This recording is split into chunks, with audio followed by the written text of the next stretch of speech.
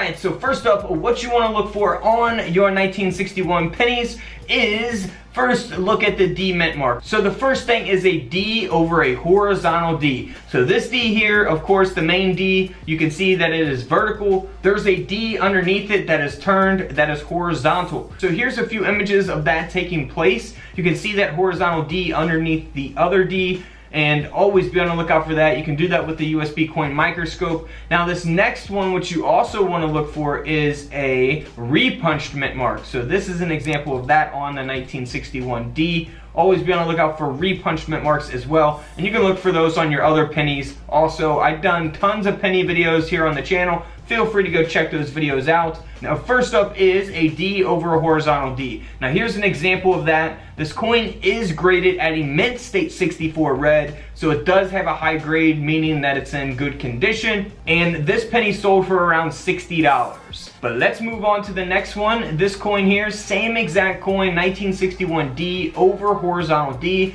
but this is graded at a mint state 65 red. It's graded by NGC, and this coin sold for over $125. And then we have another one that is the same exact coin, and this coin sold for over $130. However, the difference is that this has a mint state 66 red grade. So the coin grading scale goes up to 70. This is at a 66. That is what's going to give it the value with the D over the horizontal D mint mark. Now you would think a mint state grade just for the 1961 D without any types of errors would have a little bit of value, but this coin here only sold for around $10. But if we look at the same exact coin that is graded at a mint state 67 red, this coin sold for over $4,000. So really, when you get into these types of coins, it's really going to determine how many of these coins exist at a certain grade. You know, if there's millions of them out there at a certain grade, they're not going to be worth as much money as if there's only a handful of coins at a certain grade. So that's what's going to affect the values of the coins, of course.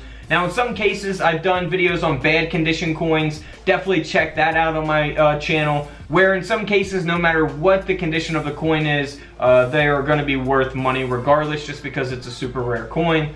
But let's move on to the 1961. Now this coin is really cool. I've shown this before. I really love this coin. This is a 1961 Denver minted Lincoln cent that was struck on a 1960 Denver minted small date Lincoln cent. Now you can actually see here, once we zoom in, the 1960 here on Lincoln's chest to the left of the 1961 date. So that is really awesome. And then we see that there on the lettering at the top of the coin where it's been struck on a 1960. So that is really, really incredible type of error. Such a simple type of error to look for when you're going through your pocket change or coin roll hunting from the bank. We see that error taking place here on the reverse of the coin as well. We got the Lincoln Memorial going through the Lincoln Memorial, and then we got part of the lettering being cut off and things of that nature because of this error. Now this coin here sold for over $4,600. $4,600.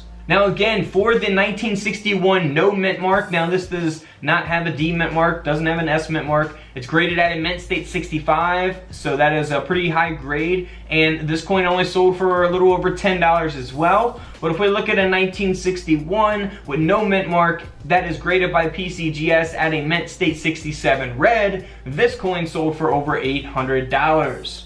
Next up is some of my favorite types of pennies. Now, if you have a question about silver pennies, gold pennies, go watch my gold penny video. Just type in gold penny couch collectibles and you will find that video where I explain silver pennies and gold pennies. Now, this is actually struck on a silver dime planchet. So essentially what that means is that the 1961 Lincoln cent, the Lincoln cent design was actually struck on what was supposed to be a silver dime. So a 10-cent silver planchet, and this coin sold for nearly $1,000. So almost $1,000 coin. 1 cent, man. So if you ever come across something like this, definitely weigh it. I explained that in my gold penny video, so go check that out. I go more into depth into that. Now also in 1961, we have the proof penny. And this is graded by PCGS at a proof 69 red deep cameo. And of course, you can tell the difference between a proof and a regular business strike. Proofs are going to be very detailed, very shiny, mirror-like finish on them. So always keep an eye out for those. I've found proof coins in pocket change, but this is a proof 69 red, so it's going to be a almost perfect conditioned coin. And this penny sold for over $4,000. The 1960D, now this is the small date. I'm gonna get into small date, large date here in just a second. They produced over 158 million of those coins. For the 1960 small date, no mint mark penny, they produced over 588 million of those coins. So a lot of these coins out there in your pocket change. Here's an example of the small date, and then here's an example of the large date 1960D. Now here's an example of the small date 1960 no mint mark, and then here's an example of a 1960 large date no mint mark. If we look at this picture, it really shows the difference between those. You can see the difference between the large date on the right side of the screen and the small date there on the left side of the screen. Most noticeably, you see a big difference in the 6,